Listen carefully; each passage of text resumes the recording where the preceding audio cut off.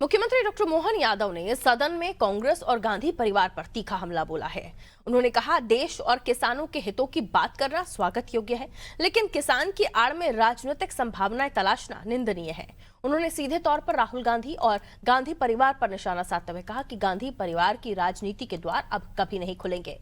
CM ने यह भी कहा कि कांग्रेस शासनकाल में उद्योगों पर ताले लगे थे और विकास कार्य ठप रहे। इसके विपरीत भारतीय जनता पार्टी सरकार ने किसानों और उद्योगों के हित में ठोस काम किए हैं। उन्होंने कहा कि नदी जोड़ो अभियान में 10% राशि राज्य सरकार और 90% केंद्र सरकार दे रही है।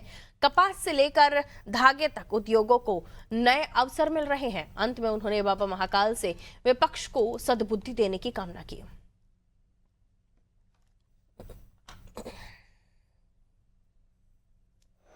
देश की आज़ादी के बाद से लंबा समय तक सरकार चलाने का जिस खानदान को अधिकार है, वो अब किसानों की आड़ में अपने मतलब के लिए अपने संभावनाओं के द्वार देख रहा है।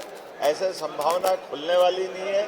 किसानों के लिए उनके खेतों में जाकर उनके साथ उनकी चर्चा के बलबूते पर जिस प्रकार का अनुकूल माहौल माननीय प्रधानमंत्री जी ने बनाया, मुझे गर्व है। मध्य प्रदेश वो स्थान है, माननीय प्रधानमंत्री जी ने एक नया मार्ग खोला है कि वो अपने रेडीमेड गारमेंट्स को कपास से लेकर धागे तक और धागे से लेकर कपड़े तक और कपड़े से लेकर रेडीमेड गारमेंट्स तक सभी क्षेत्रों में आगे बढ़ने के लिए देश में जिस प्रकार से मौका मिल रहा है, ये केवल प्रधानमंत्री नरेंद्र मोदी जी के शासनकाल में ही हो सकता था।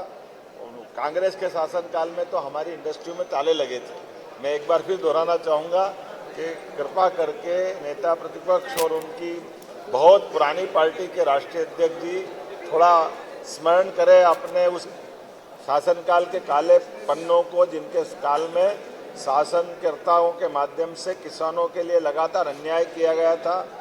मैं एक बार फिर बाबा से कामना करता हूं इनको सद्बुद्धि दें।